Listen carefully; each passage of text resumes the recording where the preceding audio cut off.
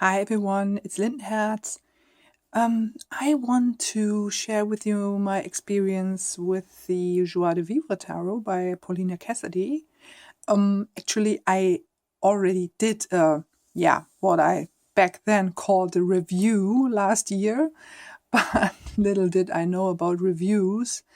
And it was too complicated, too convoluted, and I tried to almost try to read every card from this little white book which is accompanying the deck. And I thought, no, I want to make a proper review of this deck, especially since I worked with this deck during the last couple of weeks.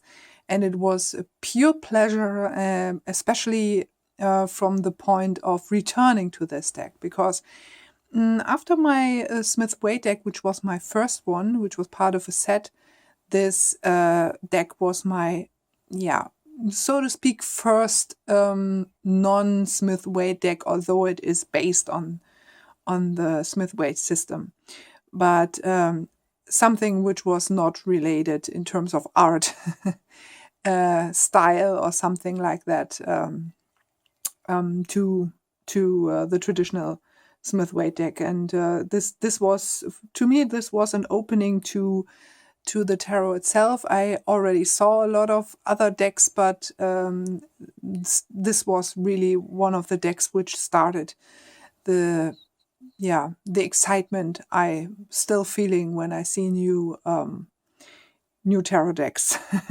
on the web, like so many of us.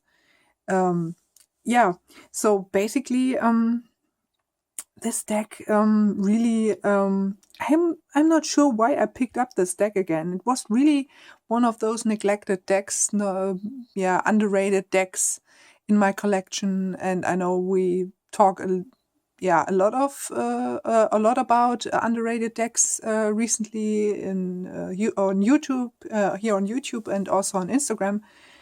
And maybe this was in the back of my mind when I grabbed this deck again and gave it another try, and I was so delighted. And I was also so delighted because I was able to see my progression, the progression I made during the last month, during the last year.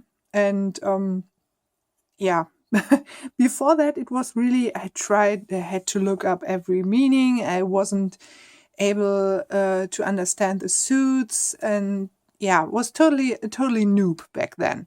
But now I really can say these cards are singing to me, and I really like it.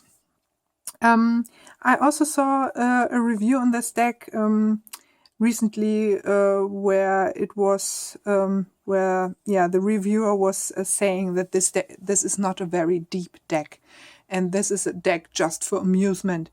This is something I don't want to subscribe to, because I strongly feel that you can also address deep questions with this deck. Of course, maybe not in terms of visual approach, not like maybe the Mary L or the Thoth deck, but I guess when you have sometimes difficult questions where the topic in itself is difficult, maybe also hard to approach, I guess then it could be quite helpful to approach it with a visually lighter deck, a light-hearted deck, to be honest. It could be that something like the heavy visuals of Thoth or also the Mary L, although beautiful and wonderful, can tend to be too much, maybe. So this is from the child's eye perspective, maybe from the child spirit perspective, which is also something saying here on the back, on the side of the box. So especially the last sentence, which says it doesn't want to focus here. Come focus. Those who take a journey through this wondrous realm will rediscover their own childlike spirit. And this is something I really can agree with. So I really don't think that this is just a just a superficial deck or just a pure amusement deck. Of course, it is amusing, of course, but I really think that we can also address with more amusing decks also deeper questions. This is at least my opinion. Yeah, so it comes in this typical US game systems box, this tuck boxes. You can already see it's a bit worn, but still like to keep it in there because, yeah, I still search for bags and I'm really, you can't get good bags, a variety of good bags, let's say it like this. Here in Germany, there are not so many tarot bag makers. So, yeah, typical box. This box was, this deck was released 2011. And, oh, this just before we start here with a flip through. This is a new edition of my into my stone family or of my stone family. This is, and I don't know if it is the same name in English, Charurite. I will link it here or put the name here now. And this is good for getting things done and help you with the stress. When you have too much stress, it calms your nerves and so on. And do you see that? This is the most amazing shimmering stone, has these fibers in them. And I like this lilac color, purple color. This texture is just amazing. So, back to the deck. So this is, yeah, the cardstock is a bit, yeah, it is glossy. It slides a bit. You can sometimes have your difficulties, but it's a good shuffle. You can really wonderfully rifle shuffle it and also overhand shuffle it. It's perfect. And yeah, you see here there is a bit. You can see the copyright. It's okay. I can live with that. Then we have here the backing, which are gorgeous, and the deck itself. And it comes with this gorgeous little white book. And the wonderful thing here about this little white book is that every character you will meet in the cards and also, yeah, supporting characters have names and quite fitting names in terms of the theme of the card. So here for the Fool is called Jaunt, and her bad companion is called Prudence. And yeah, so we have a lot of gorgeous creatures that are introduced. Sometimes it looks a bit, they look a bit strange, but they are still lovable and cute. And yeah, it's a gorgeous deck. And also the heavy themes are quite approached from a lighter side, but not so much kitschy. This is at least my opinion. And here we have the Fool. And there's a lot going on in the pictures, as you can see here. And you can also find the astrology or astrological associations here. The Magician. This is what I mean, strange creatures. But still lovable. Also the gorgeous, gorgeous High Priestess.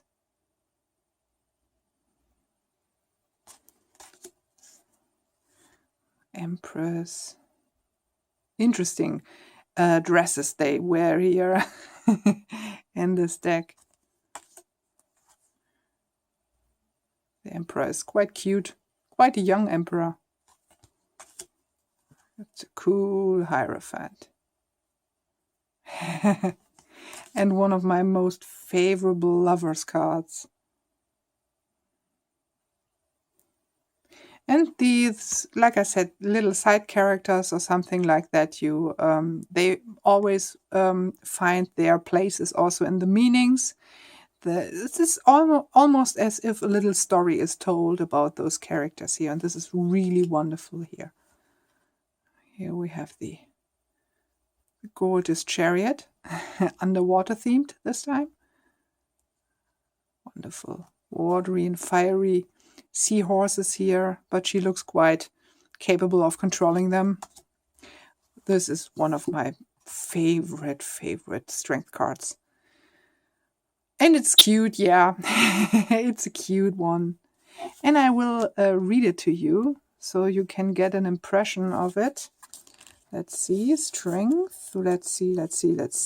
We have strength. And we have, like you see here, keywords here. Let's try to focus. Keywords. And a bit of like a little story here. And we have this general meaning. So here about the strength card. So we have compassion, patience, balance, healing, and strength. And her name is Patience. So Patience embraces a winged lion, intrepid, who is the physical manifestation of her inner beast and inner strength. Fear and anger are replaced with compassion and creativity. The stars twinkle in recognition of the strength of love. And the general meaning: with patience, you'll triumph over challenges that lie ahead while maintaining calmness. Ride out the storm and face your fears. Do not give up when you're so close to getting through a trying situation. Have faith in your ability to endure, and you'll come out stronger from the experience. Through it all, you will be where you're supposed to be, and it will be for the best. And it also has reversed meanings. And for the reversed meanings, you have dependency, mistrust, fear of facing a situation. So this is how this book is built up, and it's a pleasure. It's a pleasure little white book. Lovable little white book, so to say. It's a pleasure to read. So really beautiful. And you don't have that often, this compact format that you will find so little, not so little, so many little tiny cute stories or enlightening stories here. And also the names for the characters are always a delight to discover. Look back. It looks like a female one. I'm not quite sure because I guess the book is talking about a male, but it looks like a. Let's see. Just a little bit of time here. So we have the hermit. It should be a he, but it looks certainly more like a she to me. So female. So here the wheel. Look, it's looking crazy looking creature. A lot of people described it as the style a bit like Tim Burton, and I really have to agree. This really also popped up in my head when I saw it, and one of my favorite hangmans or hangmen. Wonderful, and my favorite death card. And I'm not quite sure how she's called. Let's give it another little try here for the death card. So the death card. So she is called Metamorphosis, which is quite cool. So with hope for the future, Metamorphosis embarks on a voyage into the unknown. Riding a bat named Destiny, they soar through an interdimensional tunnel towards the star of rebirth. Her blood-red flowers loses its petal along the way, an indication of the shedding of the physical. Change is necessary for bringing forth new phases in life, transforming old life into new life. Death is not an ending, but rather a gateway into infinity. It's part of an exceptional cycle where the past is the infrastructure for the future. And really gorgeous. Wonderful writing. So we have Temperance, the Devil, the Tower. Even the Tower looks not so extremely creepy, to my opinion. It's not so horrible. You have all those butterflies who are, stopping her fall. The Star. The boots here, they were quite interesting shoes in this deck. Oh, and I love the O's. Do you see them? I remember the names were Haze, Maze, and Days. So, yeah, the sun card. Yeah, let's face it, it's a face. It's a face in the sun. And this whatever child is luckily not naked, but looks a bit strange. And the cutest judgment card. Rising from the fire. And the world. With a winged merlion. So this is how this creature is called in the deck. And now we're coming to the suits. We have the Ace of Swords. White funny cat here. The Two of Swords. So, like I said, a lot of happening here, but it's not so jam-packed like the Paulina Tarot, also by Paulina Cassidy. I was on the fence. Oh, I have to stop because there is some phone ringing in the background. So, back again. So, we have the Two of Swords. Like I said, it's not such a busy deck like the Paulina Tarot. This is what I said before. And I was on the fence at first. I firstly saw the Paulina Tarot and was really, I was stunned by the art. I really loved the art style.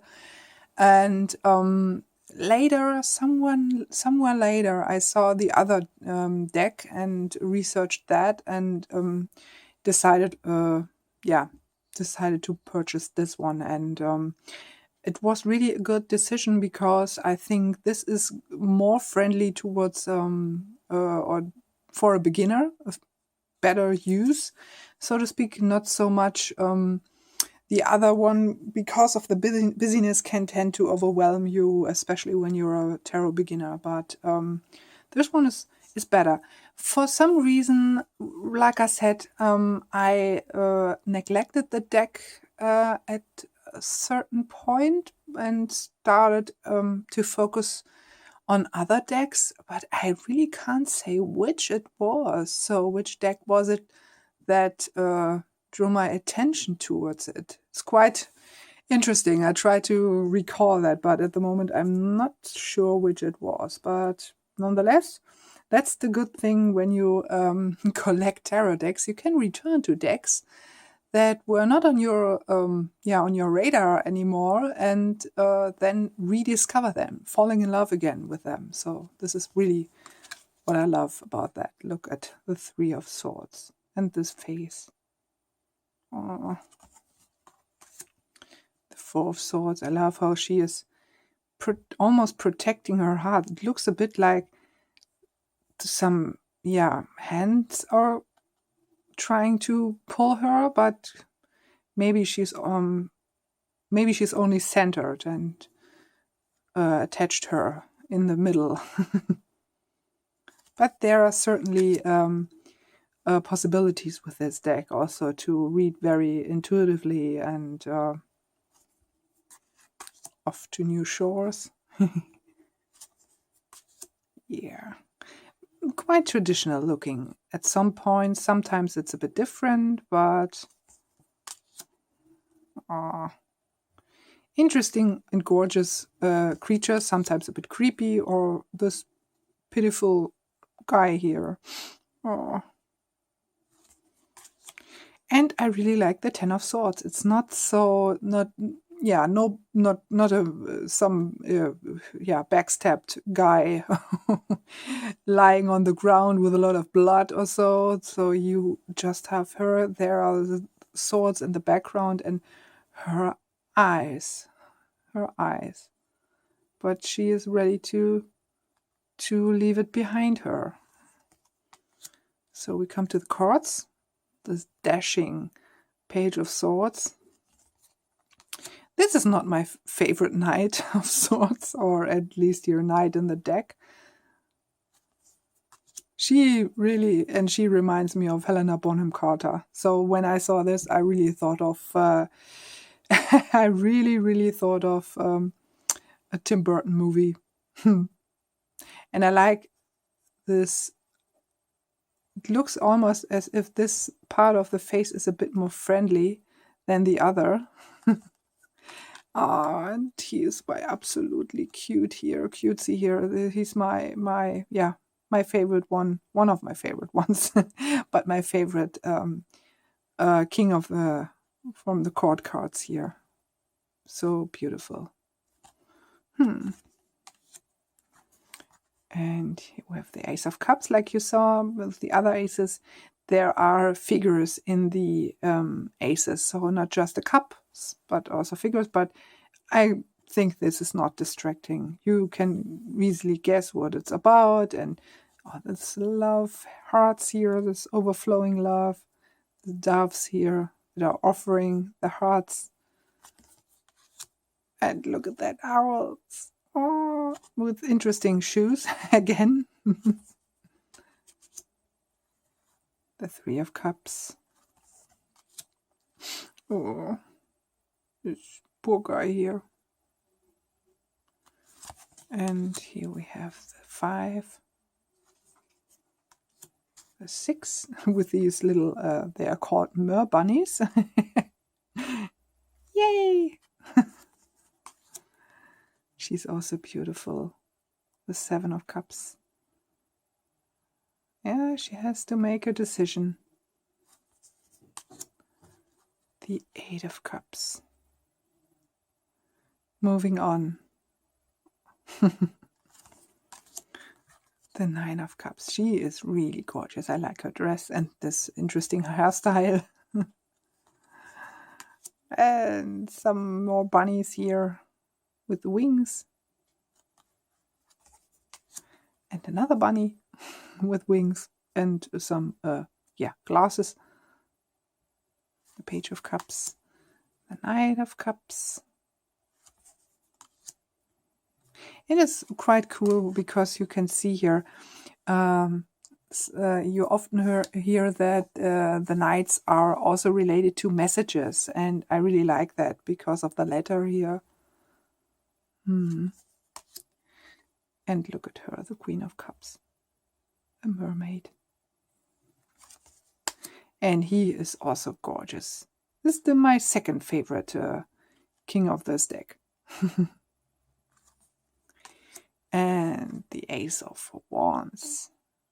I like the beasts here in this deck. They are so... I just want to have a soft toy. Look at the Two of Wands. She has the world in her hands. And she looks like she's off. Facing it, but looking back. It's a strange, almost clown-like face. Look at those 3 here. It looks like a mischievous one. Look at this. These two fighting. 5 of Wands, quite fitting. We have the 6 of Wands. She's victorious here with her breath here. This little guy has to defend the position against these general people here. And look at this one here.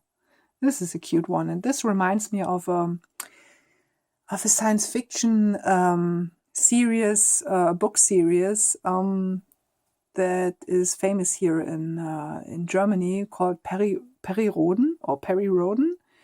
And Perry Roden is an astronaut who is who comes into the future I'm not quite sure how.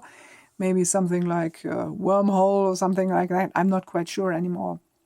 But he has a companion later when he is traveling through the space, and this companion is called Gookie the mouse beaver, and really reminds me of Gookie a bit.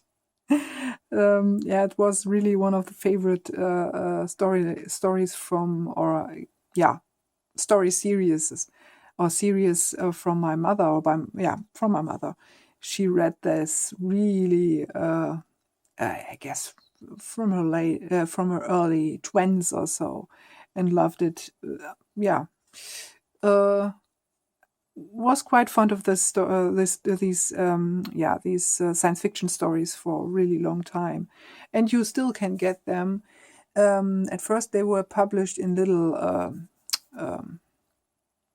little booklets or something like that. So these cheap things that you can get get everywhere with just a few pages. But later they made hardcover books out of it, really thick ones, and these are bound in some kind of silver and blue, and really have their fans.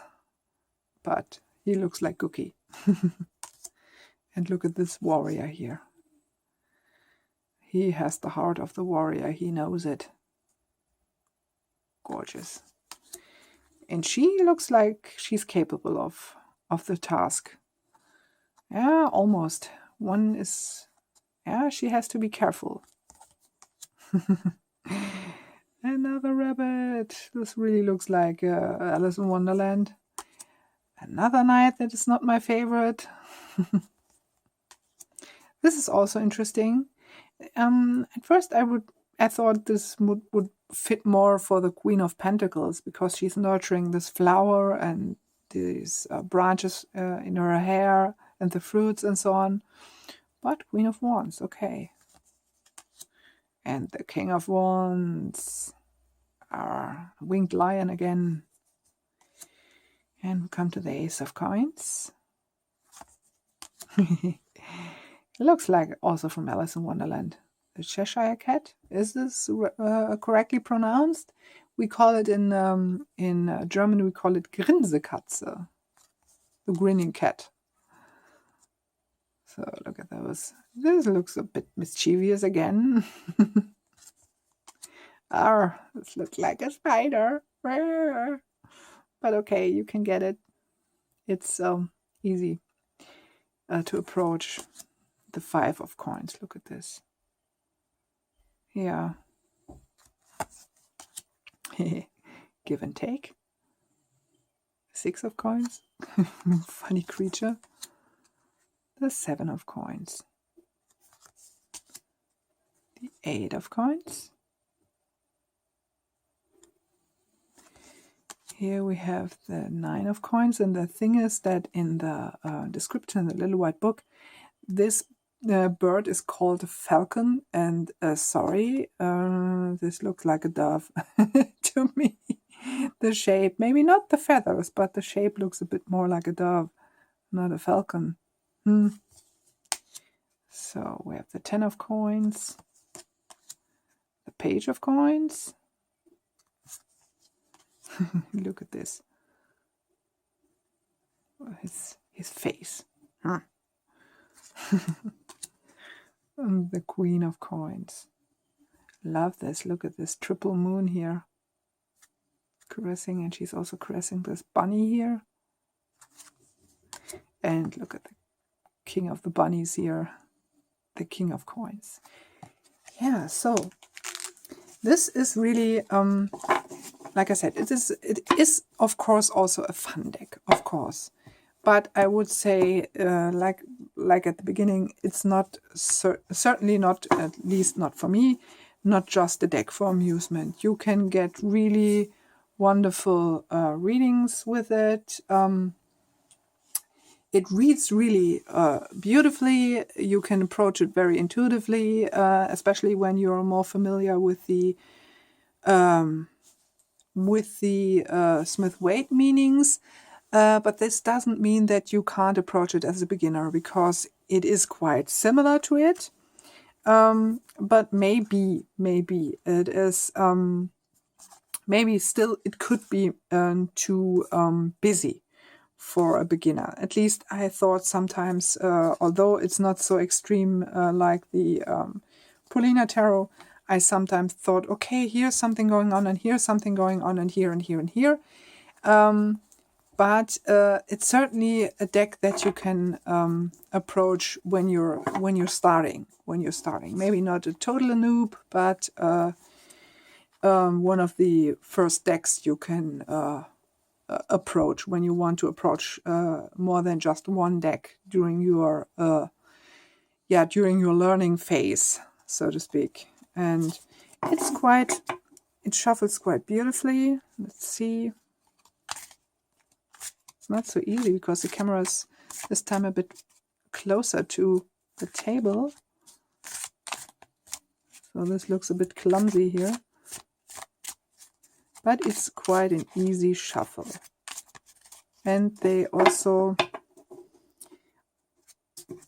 can also easily rifle shuffle them.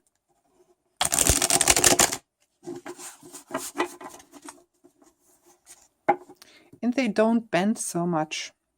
So I'm quite impressed with the cardstock, and I'm also impressed that that US Games always manages to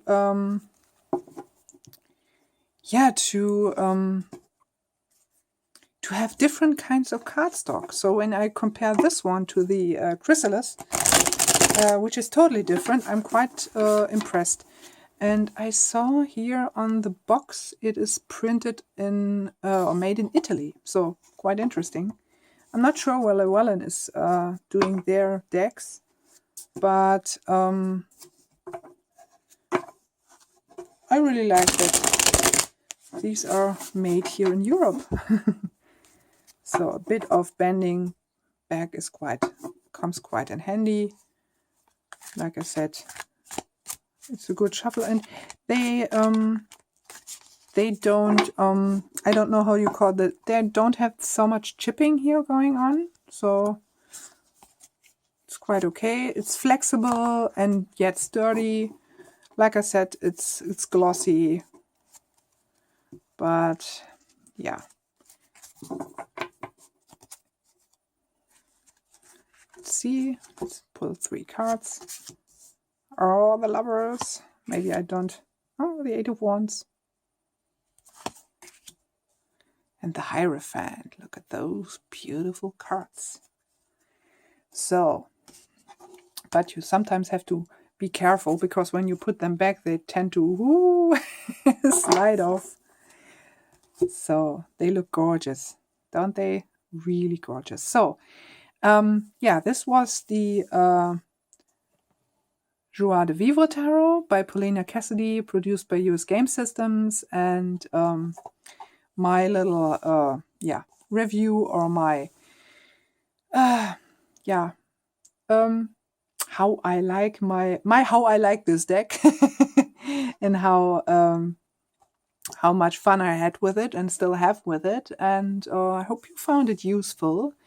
And maybe this deck will be on your wish list now, and you can say, it was all Linhart's fault.